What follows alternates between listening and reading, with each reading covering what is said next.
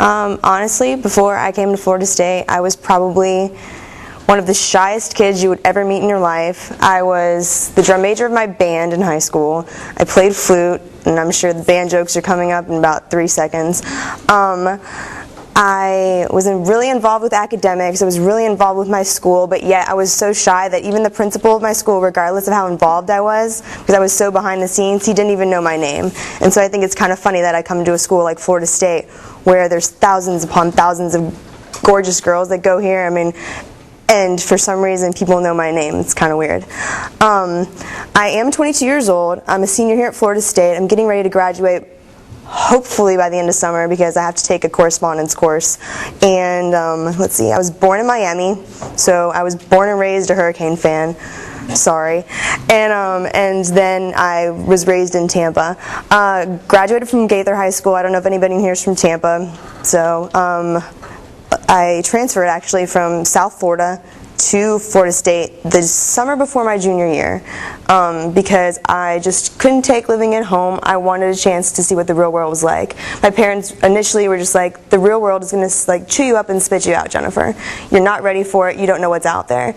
And I have to admit, when I got up here at first, they were kind of right. I freaked out just because it wasn't the same, not having the support of your family there. And but after a while, I got working, and I got to meet people through my job and through school. And now I have so many friends on Facebook I can't even count. Like I said, I'll be graduating over summer, so that's kind of giving you a heads up of like how long I've been here. I've only been here about 2.5 years, to be honest with you, and my life only really got crazy since this past September. So, okay, kind of stuff. Cool. And can you walk us through that story? How did you go from just being a senior at FSU to being someone who's downloaded a great deal on the internet? Like I said, I'm pretty average as far as when it comes to girls at this campus. So that's why I find this kind of shocking in the first place. But September 5th, 2005, Miami-Florida State game, we actually won. And I was in the front row of the student section, 10-yard line, on the way side, in case anybody's familiar with Doak. And I was actually picked out of a crowd of thousands with my girlfriends, and we were on TV pretty much longer than a Budweiser commercial. They showed us throughout the game. They kept coming back to my section of the stands, and it's your typical crowd shot. Anyways, you can't hear what the guy is saying, but Brent Musburger, who's an announcer for ABC, says 15,000 red-blooded young American men just signed up to go to Florida State next year. Completely called us out of the crowd. And that is pretty much how everything got started.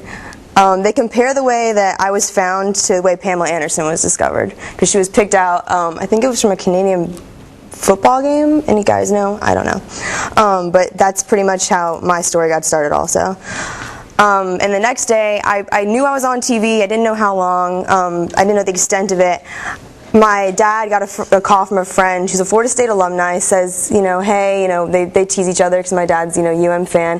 He says, oh, Jen was at the game. I think she was on TV last night. And my dad's friend was like, Jen, are we talking about the girl that was in the garnet bikini top?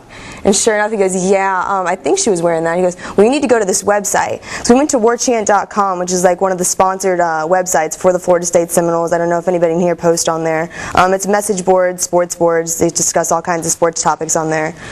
My pictures were everywhere. They weren't the most flattering pictures, namely because it was night game. It was so hot. I don't know if you were at the game or not, but it was ridiculous. And there were just people all around you. But whenever they showed your pictures on CNN SI, Sports Illustrated, ESPN, it was Booker trampling me. Seriously, he jumped into the stands on top of where I was.